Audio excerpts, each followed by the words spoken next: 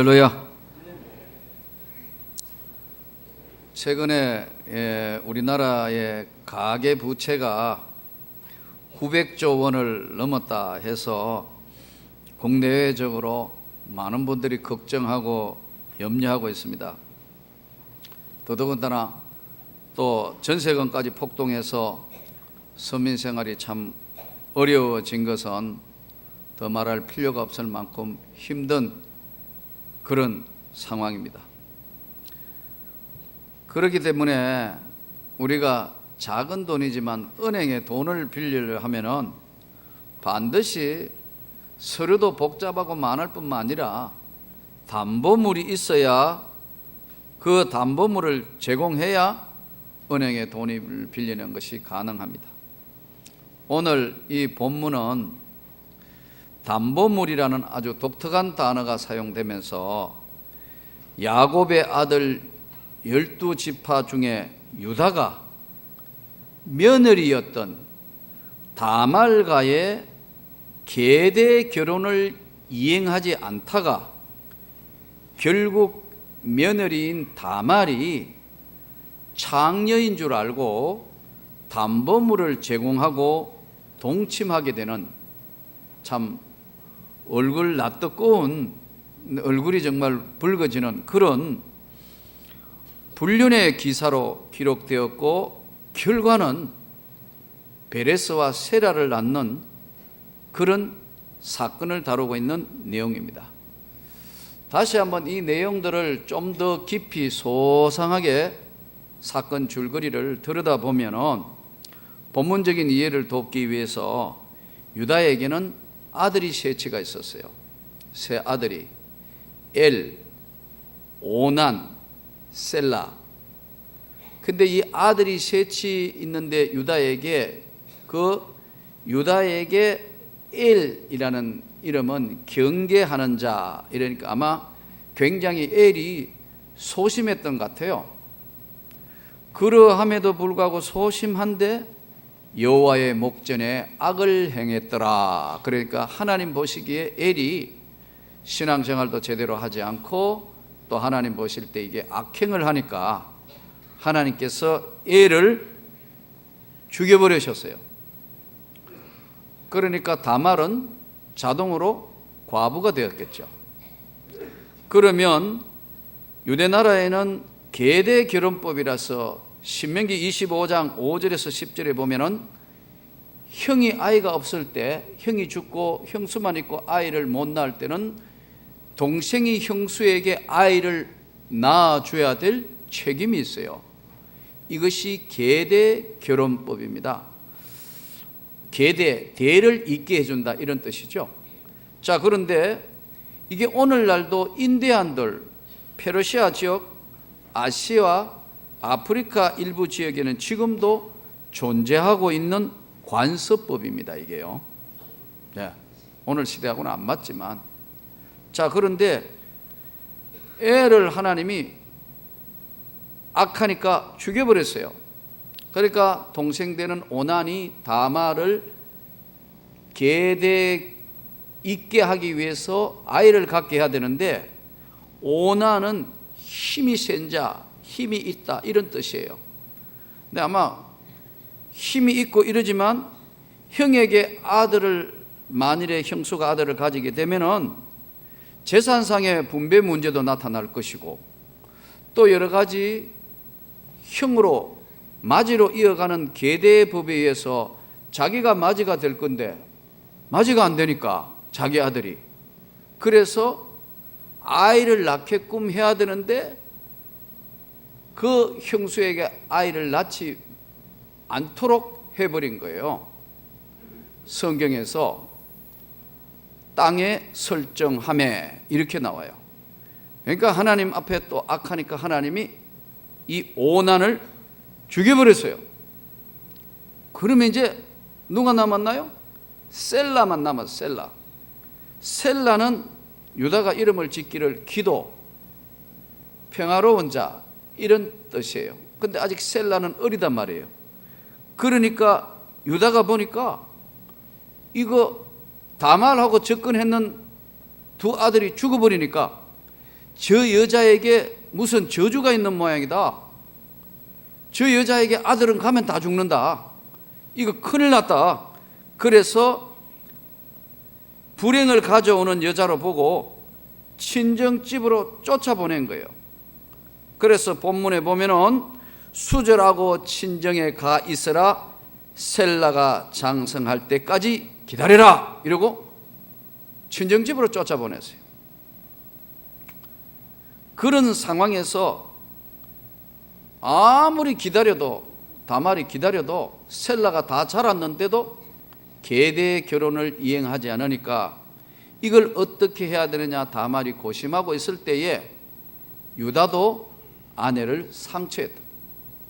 자, 그러니까 유다도 얼마 있지 않아서 부인이 죽으니까 굉장히 쓸쓸한 나날을 보내고 있던 어느 날, 이제 딥나에서 양틀 깎기를 하는 날이에요. 우리로 이야기하면 이 양틀 깎기가 뭐냐 하면은 벼베기, 모심기 하는 농사의 가장 큰 일을 하는 것이 이게 유대나라는 양틀 깎는 거예요. 예. 그때는 품앗이도 하고 뭐 동네 사람 다 동원돼서 이 집 양틀 깎고 저 집 양틀 깎고 하는 거예요.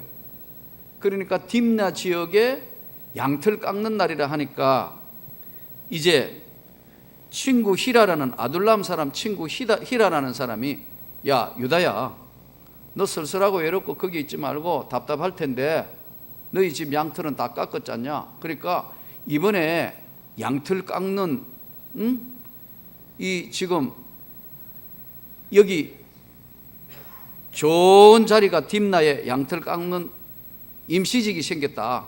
우리로 얘기하면 알바 자리가 생겼다. 그 노원이 너 와가지고 어떠냐, 양틀 좀 깎고 돈 받고 어떠냐 하니까 딥나가 좋아 하고, 이 유다가 좋아하고 이제 딥나로 양틀 깎는데 온 겁니다. 이때 다말이 누가 이야기해 주기를, 너의 시아버지가 양틀 알바하러 지금 딥나에 올라왔다는 이야기를 해준 거예요. 이러자 다말이 과부, 당시에는 과부는 과부 옷만 입어 있어야 되는데 과부복을 벗어 던지고 드디어 이제 얼굴을 가리고 마치 그 지역, 딥나라는 지역의 창녀처럼 일하러 와서 쓸쓸한 나날을 보내고 있는 이 유다를 유혹하는 겁니다. 그래서 유다는 그 지역을 잘 모르니까 이제 흥정을 하게 되는 겁니다. 흥정을 해서 거래를 해서 내가 당신을 이제 어떻게 하면 좋겠냐. 염소 새끼, 양 새끼를, 이 당시에는 물물 거래니까 돈을 주고 할 때가 아니니까 물물 거래할 때가 주로니까 이때 은전을 있을 때가 있지만 은 30, 뭐 20에 팔고 사고 하지만 보통 이 자그마한 일에는 이거 염소 새끼 한 마리 줄게, 양 새끼 한 마리 줄게, 보통 이렇게 이제 거래를 하는 거니까 염소 새끼 한 마리를 주려 하니까 자기 집의 것이 아니니까 외상이란 말이에요. 이거 외상 거래가 되나요? 그러니까 외상 거래를 안 되니까 다말이 뭐라냐면은 담보물을 주시오. 내가 뭐 가진 거 지금 없지 않냐. 담보물을 내시면 그거로 다음에 줄 생각하고 주시오. 그래서 유다가 가지고 있는 도장과 끈과 지팡이로 말미암아 주고 다말에게 들어갔더니 임신하였더라. 이렇게 기록되어 있어요. 자, 세월이 석 달쯤 되니까 다말이 임신을 했어. 배가 불러온다는 소식을 듣고, 다말이 임신했다는 소식을 듣고 화가 난 유다가 그를 끌어내어서 불살라라. 그러니까 다말은 이제 끌려가면서 뭐라 하냐면은, 이 아이의 아버지가 누구냐 하면, 나를 임신시킨 사람이 누구냐 하면 이 도장과 끈과 지팡이 주인이다. 이러니까 누구라 하면서 유다가 화나가지고 보니까 누구 거예요? 자기 거야. 세상에 창녀인 줄 알았는데 자기가 담보물로 주었는데 도장과 건과 지팡이가 자기 거니까 너무 놀라서 26절 유다가 그것들을 알아보고 이르되 그는 나보다 옳도다. 내가 그를 내 아들 셀라에게 주지 아니하였음이로다 하고 다시는 그를 가까이 하지 아니하였더라. 자, 여기서 오늘 이 전개된 사건들과 내용들을 통해서 하나님이 우리에게 주시는 중요한 메시지가 있습니다. 인간은 너나 할 것 없이 하나님 앞에는 다 전적으로 부패한 인생이다. 하나님 앞에는 모두가 다 죄인이다. 아브라함과 다윗의 자손 예수 그리스도의 세계라. 아브라함이 이삭을 낳고 이삭이 야곱을 낳고 유다와 다말에게서, 성경에 보면은 유다는 야곱의 아들인데 다말은 며느리란 말이에요. 유다와 다말에게서 베레스와 세라를 낳고 이렇게 이어져 가요. 이건 뭐 별로 거룩한 집안 아니잖아요. 별로 내어 넣을 수 없는 집안인데, 하나님의 역사라는 것은 인간 세상에서의 우리의 삶은 조금 차이는 있지만 하나님 보실 때는 다 전적으로 부패한 인생이라는 겁니다. 믿습니까? 우리가 하나님 앞에 우리 인생이라는 것은 전적으로 다 부패한 인생이다.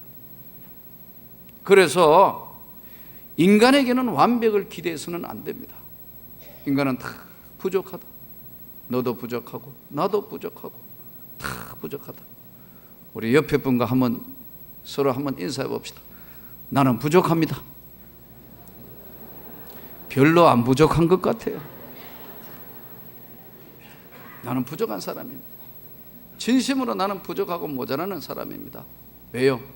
세상에는 열심히 살았지만 하나님 보실 때는 부족한 인생입니다. 유다의 가문에 예수 그리스도의 혈통의 영광이지만 인간의 부패성을 보여주면서 하나님의 은혜로만 가능해진다는 것을 보여주는 중요한 사건 내용이라는 겁니다. 자, 여기서 우리가 하나님 앞에 우리 인생이 다 큰 죄를 지었던 작은 죄를 지었던 죄는 하나님 앞에 다 인생이기 때문에 짓는 부패한 겁니다. 한 번씩 살인을 범했다, 뭐 엄청난 일을 하지 않았다 하더라도 몇 마디 거짓말하는 이것도 하나님 보실 때는 똑같은 죄다. 의인은 없나니 한 사람도 없다. 이 땅에는 죄인인 인생이 이 땅을 살아가고 있다는 것을 우리에게 말씀합니다. 자, 여기서 유다의 문제점이 뭐예요? 유다는 죄책감보다는 자신의 명예와 위신에 대해서 더 걱정했어요. 이게 참, 또 우리가 이 성경을 관통해서 쭉 보면은 유다가 다말을 못 알아봤어요. 며느리를 못 알아봤다니까. 한번 생각해 보세요. 다말이 1년 2년 살은 것도 아니고 유다하고 같이 기거하는 생활을 했는데, 아무리 지금 과부복을 벗고 이렇게 얼굴을 가렸다 하지만 자기 시아버지가 며느리를 구분을 못했다. 바꿔 이야기하면 전적으로 부패한 인생일 때는요, 영적으로 어두워져 버리는 거예요. 이 영적 생활이 안 되는 거예요. 우리가 대부분 여러 가지 일어나는 많은 일들 보면요, 실제로 실제적인 어떤 문제들, 자녀들 문제들, 가정의 문제들, 여러 가지 직장의 여러 가지 문제들, 사업의 문제들도요, 어떤 면에서는 다 영적으로 얽혀져 있어요. 이 영적인 게 잘 풀어져야 하나님의 은혜를 받습니다, 여러분. 이 영적인 것이 흩어져 있기 때문에 이게 잘 맞물려 해결이 안 되기 때문에 여러 가지 고통과 어려움이 올 때가 많습니다. 어떻게 그렇게 오랫동안 같이 있던 며느리를 못 알아보냐 이거예요. 유다가 밤도 아닌데 여러분, 이 지금 사건들을 통해서 우리에게 주는 것은 우리가 은혜를 잃어버리면 우리의 영적 생활이 컴컴해지는 거예요. 죄를 잘 분별을 못해요. 이걸 해가 되고 안 해야 되고를 분별을 잘 못하게 되는 것이 바로 영적 분별력을 상실하게 되는, 이러한 것이 바로 오늘 인생이라는 사실을 기억하면서 우리가 받았던 하나님의 은혜 소멸되지 않도록 조심해야 됩니다.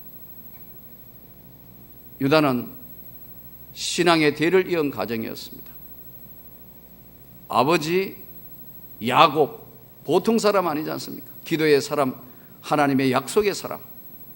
그리고 어려울 때마다 그때마다 아버지와 어머니가 아버지가 어떻게 기도하며 극복하는 것을 보았을 것이고, 그의 할아버지 이삭, 또 아브라함의 자손인데 영적 분별력을 상실하니까 며느리도 못 알아보는 이런 상황이 되었더라는 것입니다. 그러므로 여러분, 오늘 우리는 어려운 시대에 성령 충만하기를 원합니다. 전적 부패를 이길 수 있는 것은 하나님의 성령의 능력을 계속해서 받는 수밖에 없습니다. 근데 대부분 보면 성령의 능력을 힘입어야 죄를 이길 수 있는데 성령이 소멸된 것을 본인이 잘 몰라요. 문제는 거기 있어요. 성령이 소멸됐는데도 본인은 모르는 거예요. 성경에 보면은 성령의 역사가요, 바람같이 나타나고 불같이 나타나고 생수와 같이 빛같이 비둘기같이 어떨 때는 기름과 같이 성령이 우리 영혼에 찾아와서 은혜를 부어주세요. 그런데 잘못하면 이 성령이 소멸된 것을 본인은 모르는 거예요. 본인은 몰라요. 유다가 바로 이렇게 된 거예요. 본인이 하나님의 놀라운 은혜를 입은 것을, 성령이 소멸된 것을 본인이 못 깨달으니까 다말하고 며느리하고의 그런 일이 벌어지는데도 며느리인 줄 모른다니까요. 우리가 오늘날 찬송 부르면서 사실 우리가 이 땅의 삶을 다 살고 나면 예수 그리스도의 놀라운 천국으로 인도함을 받습니다. 여러분, 이 예수가 여러분과 저를 천국으로 인도할 걸 믿습니까? 그럼 문제는요, 죽어서 가는 것이 아니라 지금 여러분에게 예수 그리스도의 나라가 이미 천국은 여기서 시작된 겁니다. 믿습니까? 내가 이것을 믿느냐 하잖아요. 그 신학적으로 우리는 여기서는 죽어가지고 천국 간다고 생각하지만 이미 여기서 구원을 받았습니다, 여러분. 그래서 찬송가대로 내 주 예수 모신 곳이 그 어디나 하늘나라. 할렐루야. 내 영혼아, 내 영혼이 은총 입어 중한 죄짐 벗고 보니 슬픔 많은 이 세상도 천국으로 화하도다. 내 주 예수 계신 곳이 그 어디나 하늘나라다. 그런데 이 내 마음에 있는 천국, 성령의 충만한 은혜가 넘쳐가지고 성령을 소멸하지 않았을 때는 어지간한 어려움과 어떤 것들도 내가 견딜 수 있어요. 감사가 넘쳐요. 눈물이 나요. 근데 나도 모르게 성령이 소멸될 수 있다는 것을 잘 깨닫지 못해요. 우리는 지적인 것과 영적인 걸 구별을 못해요. 예를 들어 볼까요? 여러분, 자전거 탈 줄 아시죠? 자전거 못 타는 분 말고 탈 수 있는 분 한번 손 들어보세요. 다 자전거 타시죠? 마시면서도 손 안 드는 분도 있고 그렇게 다 알아요. 저도 자전거 탈 줄 알아요. 언제 배웠느냐? 초등학교 때 배웠어요. 제가 지금 생각해 보니 자전거 안 탄 지 한 10년은 넘은 것 같아요. 근데 제가 자전거를 탈까요? 못 탈까요? 지금 탈면요? 탈 수 있을까요? 못 탈까요? 탑니다. 왜? 자전거 타고 몇 번 비칠비칠 하지만 몸에 익혀 있기 때문에 그대로 몰고 가요. 이건 내 몸에 익혀진 것과 경험과 지적인 거예요. 또 하나 예를 한번 들어볼까요? 잘 맞는지 모르겠는데, 여러분 구구단 아시죠? 네? 이거 언제 배웠죠? 초등학교 3, 4학년 때 배웠습니다. 88이 얼마예요? 79? 네, 초등학교 좋은 데 나온 사람은 검세 나오고 79 하니까 63 이렇게 나오는 거는 여러분 이걸 외운 게 아니고 외워졌던 게 튀어나오거든요. 이건 뭐냐면 지적인 거란 말이에요. 그런데 성령의 역사도 이런 줄 알아요. 내가 다 안다 하는 거예요. 아는 것과 영적인 건 다르다니까요. 그래서 우리가 착각하는 것이 나 성경 오래 읽었고 나도 옛날에 기도했기 때문에 다 알아. 이거로 성령의 충만한 소멸이 된 걸 몰라요. 여러분 이 주전자에 여기 주전자 있잖아요. 구멍이 뚫어가지고 줄줄줄줄 조금씩 쇠도요. 본인은 모르는 거예요. 성령을 소멸한지 본인만 모르는 거예요. 유다가 그랬다니까요. 유다가 보통 유다가 이름이 찬송입니다. 하나님을 찬송하라는 것이에요. 유다 이름이요. 그런데 유다가 며느리 다말을 못 알아본다. 영적으로 어두워지니까. 성령을 소멸하게 되면 어떻게 되느냐 하면요, 성령을 소멸했는가 아닌가 하는 것은 오늘 하나님 말씀을 들으면 여러분 스스로가 한번 생각해 보세요. 첫째, 성령을 소멸했을 때는요 항상 기뻐하라 했는데 기쁨이 사라졌어요. 예배 드릴 때도 오늘 예배 드리러 오면서 정말 하나님 오늘 말씀을 통해서 하나님이 내 영혼에 은혜를 주십시오. 간절히 정말 사모하는 마음으로 예배를 드리면 본문만 읽어도 은혜를 받아요. 장로님들 기도하는데 은혜를 받아요. 찬송가 듣는데 눈물이 나요. 이 하나님의 말씀을 들을 때 맞아, 내가 정말 참 그래, 내가 예전에는 은혜를 받았는데 예전에는 그랬는데 이게 깨달아지고 동의가 돼요. 아까 이야기한 나는 다 아는데 이게 문제란 말이에요. 88이 64인지 다 알아요. 그러다가 보니까요 하나님의 은혜도 그런 건 줄 알았는데 성령은 소멸될 수 있다니까요. 그래서 성령을 소멸치 말고 항상 기뻐해라. 항상 안 기쁘면 이게 뭐냐면 이미 성령이 소멸되기 시작했어요. 예배 드리면서 기쁨, 예배 드리면서 하나님의 은혜, 이게 내 영혼에 감격이 없을, 기쁨이 없을 때는 소멸되기 시작했다는 거예요. 저는 여러분들이 오늘 이 주의 말씀을 들으면서 다시 영혼에 기쁨이 넘치기를 원합니다.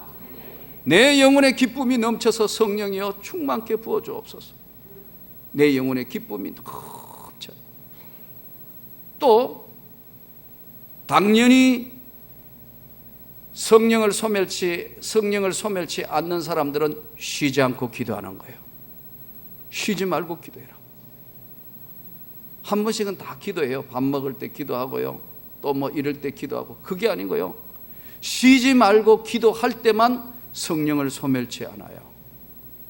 쉬지 않고 그냥 인간은 아까 조금 전에 말씀드린 인간은 다 전적으로 부패해서요. 죄가 뭐냐면요, 큰 죄를 지었던 작은 죄를 지었던 하나님 앞에는 똑같다니까. 이게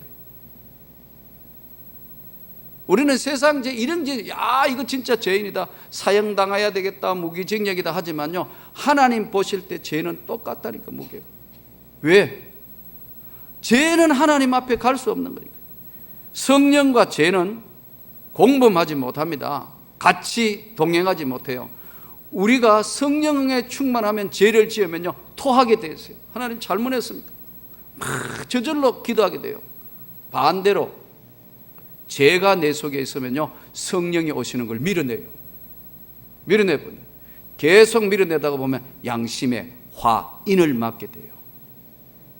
그래서 여러분 오늘 우리가 다시 한번 성령의 충만함을 받기를 원합니다.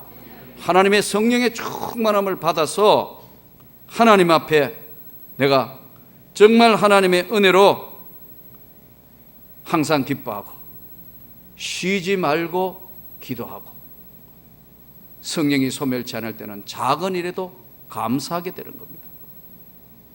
하나님 앞에 하루하루를 하나님 정말 감사합니다. 내 영혼의 은총을 입어서 하나님 감사합니다 하고 기도를 하게 됩니다. 우리는 예전에 은혜 받은 것에만 자꾸 예전 이야기를 합니다. 내가 예전에는 이런 은혜를 받았고, 내가 예전에는 이런 은혜를 받았고, 내가 예전에는 이렇게 신앙생활했고. 좋습니다. 하나님이 다 기억하실 겁니다. 그러나 지금 어떠냐는 거예요. 지금 내가 하나님 앞에 정말 예배 드리기를 게을리하지 않고, 내가 하나님 앞에 하나님의 교회에 내 최선을 다해서 헌신하며 봉사하는 것인가? 지금 어떠냐는 거예요. 우리는 오늘 유다의 모습을 보면서 우리가 하나님 앞에 큰 은혜로 예수 그리스도가 오늘 이 땅에 오셔서 십자가에 돌아가심으로 말미암아 생명의 담보가 되셨습니다. 예수님이, 예수의 생명의 피가 저와 여러분을 구원하는 담보물이 되셨다. 오늘 한 시대를 우리가 이 12월을 마감해 가면서 우리 영혼에 성령의 충만한 은혜가 있어서 다시 한번 내 속에 있는 모든 것들을 다 한 해가 가기 전에 정리하고 주님 앞에 설 수 있도록 주여 내게 은혜를 베풀어 주옵소서.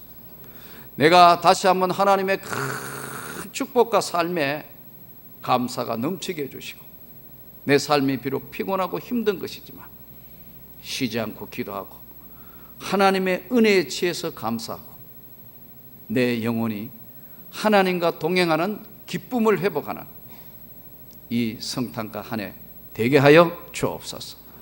넘치는 축복이 예수의 생명의 담보의 피가 오늘 또 모든 죄를 씻어주시고 새롭게 세워주실 것을 믿고 주님 앞에 영광을 돌리는 한 주간 되시기를 주님의 이름으로 축원합니다.